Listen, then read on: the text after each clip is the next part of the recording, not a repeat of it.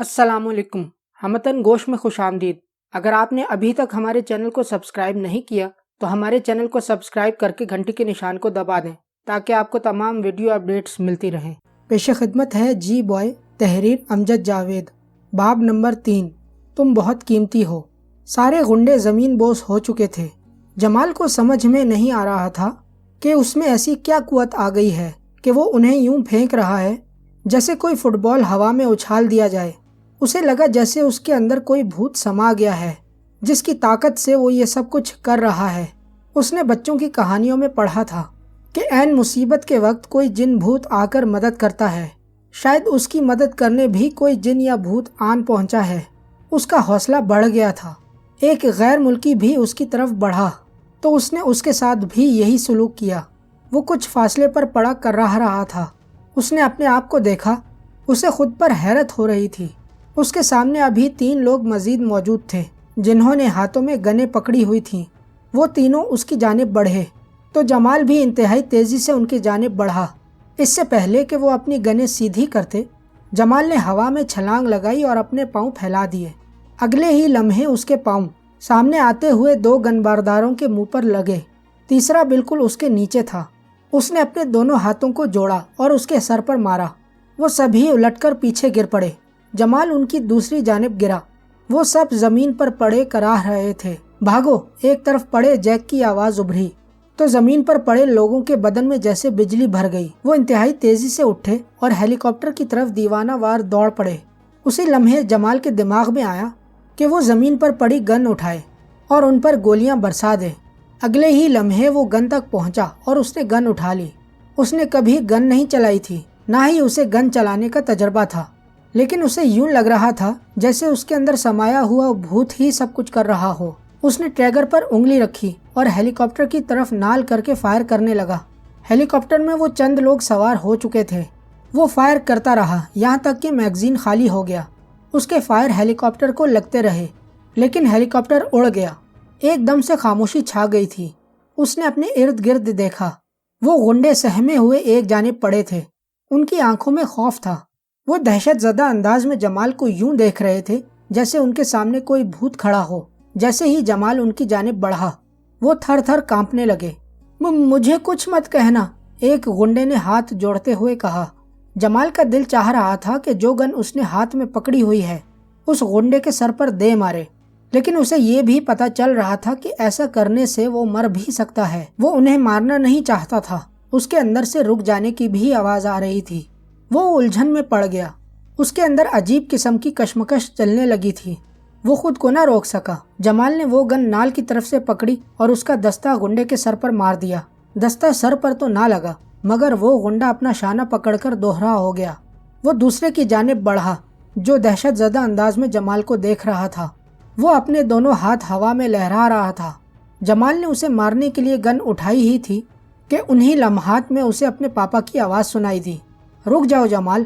जमाल का उठा हुआ हाथ वहीं रुक गया। उसको ऐसे लगा जैसे उसके अंदर समाया हुआ भूत एकदम से निकल गया हो। इसे हाथ में पकड़ी हुई गन भारी लगी तो उसने छोड़ दी। गन जमीन पर जा गिरी। जैसे ही उसके पापा सामने आए तो उसके पीछे कई पुलिस वाले दिखाई देने लगे। उनमें सबसे आगे इंस्पेक्टर मंसूर था। उसने करीब आकर चारों जानिब देखा। उसके चेहरे पर हैरत उमड़ आई थी। बाकी सब इधर उधर फैल गए। इंस्पेक्टर मंसूर ने अगले ही लम्हे अपनी हैरत पर काबू पाया और पूछा, हेलीकॉप्टर यहाँ से उड़ा था? हाँ, वो मुझे उस हेलीकॉप्टर में ले जाना चाहते थे। जमाल ने सुकून से कहा। ये ज़मीन पर पड़े लोग, हेलीकॉप्टर, क्या ये लोग? इंस्पेक्टर की हैरत अभी तक कम नहीं हुई थी। तभी जमाल ने ज़मीन पर पड़े गुंडों की जानिब इशारा करते हुए कहा, इन लोगों ने मुझे अगवा किया था। पहले इन्होंने मुझे एक घर में कैद रखा, अब ये मुझे हेलीकॉप्टर पर आए हुए लोगों के हवाले करना चाहते थे। ओह, तुम जानते हो वो कौन थे? इंस्पेक्टर ने पूछा। नहीं, मैं नहीं जानता। मैंने उन्हें पहले कभी नहीं देखा। जमाल ने बताया तो पापा ने तेजी से कहा, चलो पहले घर चलो, फिर बात करते हैं।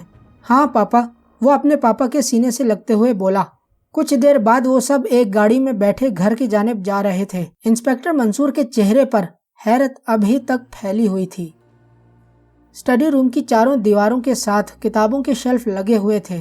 बिल्कुल दरमियान में एक लंबी मेज की गिर्द धरी कुर्सियों पर جمال، اس کے پاپا ڈاکٹر انور الیاس، انسپکٹر منصور اور اس کے دادا ڈاکٹر الیاس بیٹھے ہوئے تھے۔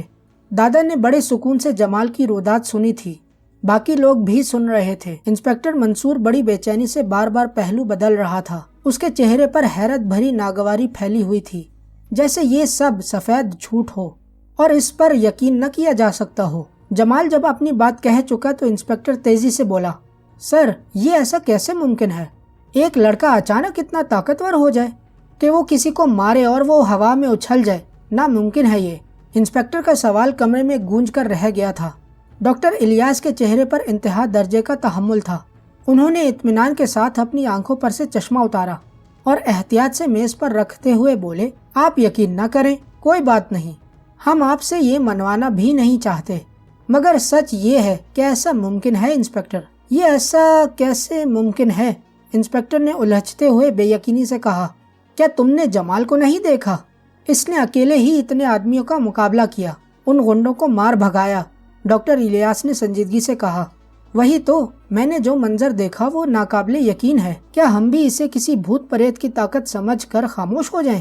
انسپکٹر منصور نے مایوسی بھرے لہجے میں کہا تو ڈاکٹر الیاس نے جمال کی طرف دیکھتے ہوئے پوچھا، بیٹا، آج سے پہلے کبھی تم نے اپنے اندر ایسی قوت محسوس کی تھی؟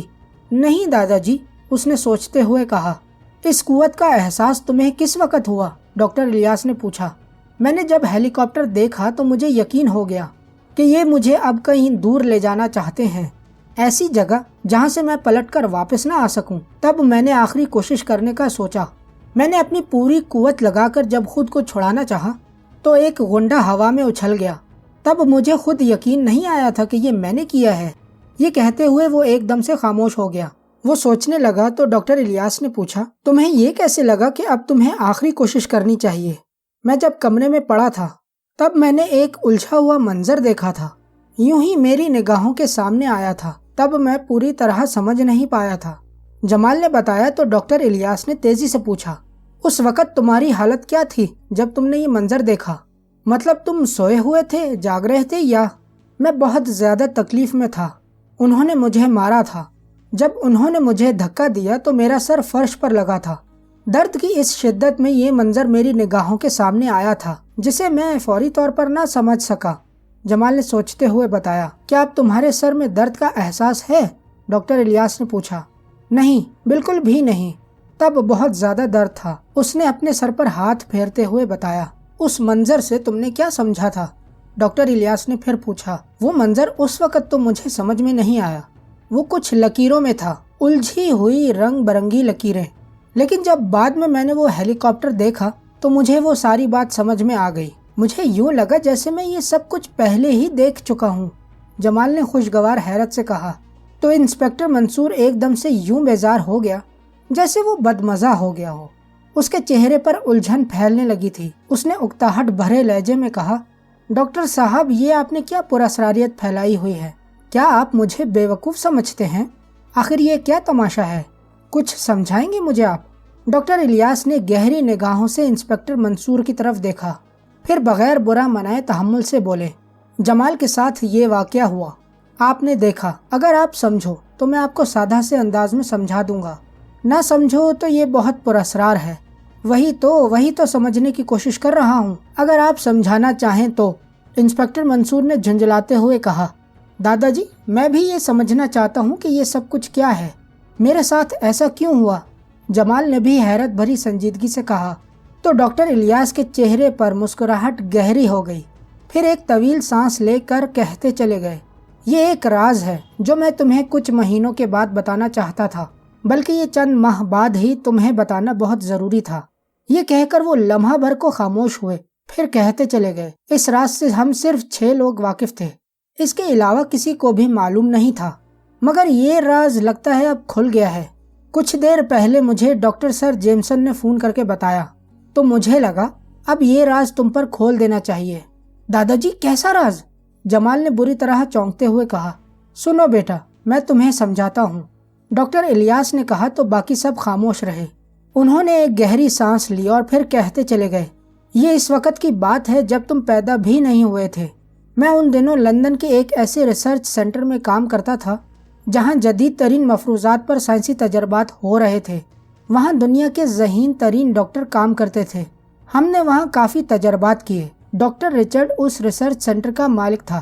ایک دن انہیں ایک خیال سوجھا تو انہوں نے وہ خیال اپنے ساتھی، بااعتماد اور قابل دوستوں کے ساتھ شیئر کیا۔ کون سا خیال؟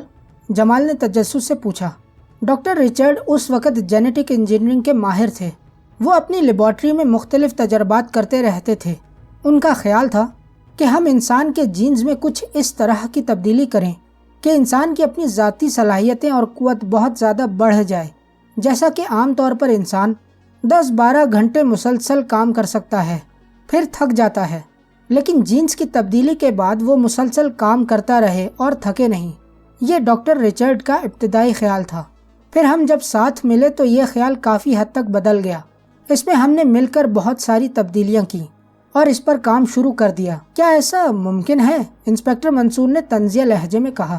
جی ہاں، ایسا ممکن ہو چکا ہے۔ جینیٹک انجینئرنگ کے بارے میں آپ یہ سمجھو کہ یہ ایک جادو کی چھڑی ہے، بس جادو کرنے والے کو سمجھ بوجھ ہونی چاہیے۔ یہ سائنس تو اس حد تک آگے بڑھ چکی ہے کہ یہ ایک جیسا انسان بنا سکتی ہے، جو کلوننگ کے نام سے مشہور ہو چکی ہے، دادا جی نے تحمل سے بتایا۔ ہاں ایسا تو ہے، لیکن اس پر تو پابندی لگ چکی ہے، انسپکٹر منصور نے تیزی سے کہا۔ ہاں، اسی لیے ہم نے سوچا کہ انسانی جینز میں ایسی تبدیلیاں کی جائیں اور اس کی صلاحیتوں کو بڑھا دیا جائے، انہوں نے بتایا۔ یہ صلاحیتیں کیا مطلب؟ انسپکٹر نے بے صبری سے کہا۔ تو ڈاکٹر الیاس نے بردباری سے کہا، کچھ دوسرے علوم کے ماہر یہ جانتے ہیں، اور یہ بات ان کے تجربات میں بھی ہے، کہ بہت ساری ایسی صلاحیتیں جس کے بارے میں عام آدمی کو معلوم ہی نہیں ہوتا، وہ اس کے اندر ہی پڑی ہوتی ہیں۔ کبھی خود بخود وہ صلاحیت سامنے آ جاتی ہے، کبھی ماحول وہ صلاحیت بیدار کر دیتا ہے، اور کبھی ضرورت اس صلاحیت کو سامنے لے آتی ہے۔ کیا آپ اسے کسی مثال سے سمجھا سکتے ہیں؟ انسپکٹر منصور نے دلچسپی لیتے ہوئے کہا تو وہ بولے، یوں کہ انسپکٹر بننے سے پہلے کبھی آپ نے یہ سوچا بھی نہ ہو کہ آپ کو کبھی نشانہ بازی کی ضرورت بھی پڑے گی۔ آپ انسپکٹر بن گئے تو یہ لازمی ہو گیا۔ کچھ لوگ کسی فورسز میں نہیں ہوتے، لیکن ان کا نشانہ انتہائی پختہ ہوتا ہے۔ شاید اب آپ میری بات سمجھ گئے ہوں۔ ٹھیک ہے، کیا انسانی صلاحیتوں کو ابھارنے اور انہیں کئی گنا طاقتور کرنے کی کوشش کی گئی؟ اس نے پوچھا۔ اس سے بھی بڑھ کر اور بہت زیادہ تجربات ہوئے، ڈاکٹر دادا الیاس نے اسے سکون سے جواب دیا۔ تو جمال نے حیرت زدہ لہجے میں پوچھا، تو کیا پھر وہ تجربہ مجھ پر کیا گیا تھا؟ ہاں، تم پر کیا گیا تھا، انہوں نے کہا تو ایک سناٹا چھا گیا۔ سب خاموش رہے تو وہ بولے، ہمیں ایک بچے کی ضرورت تھی۔ ہم نے تمہاری ماما اور پاپا کو لندن بلوا لیا، ان کی مرضی سے یہ تجربہ شروع کیا گیا۔ تمہاری پیدائش سے پہلے ہی تمہارے جینز میں تبدیلیاں کرنا شروع کر دی گئی تھیں۔ یہ ایک ایسا پیچیدہ عمل ہے جس کے بارے میں ابھی تم سمجھ نہیں پاؤ گے۔ تمہاری پیدائش کے 2 ماہ بعد ہی میں تمہارے ساتھ ہی یہاں پاکستان میں آ گیا تھا۔ اچھا، تو اب یہ تبدیلیاں کیوں ظاہر ہوئیں؟ پہلے کیوں نہیں ہوئیں؟ انسپکٹر نے شک زدہ لہجے میں پوچھا تو ڈاکٹر الیاس نے بتایا۔ بہت اچھا سوال کیا آپ نے۔ دراصل گزرتے وقت کے ساتھ ساتھ اس میں تبدیلیاں آنی تھیں۔ سب نہیں جانتے، لیکن میں جانتا ہوں کہ 2 سال کی عمر سے جمال میں تبدیلیاں آ رہی ہیں، جس کا اسے احساس نہیں، مگر میں دیکھ رہا ہوں۔ اب مزید کیا تبدیلیاں آئیں گی یہ تو وقت ہی بتائے گا۔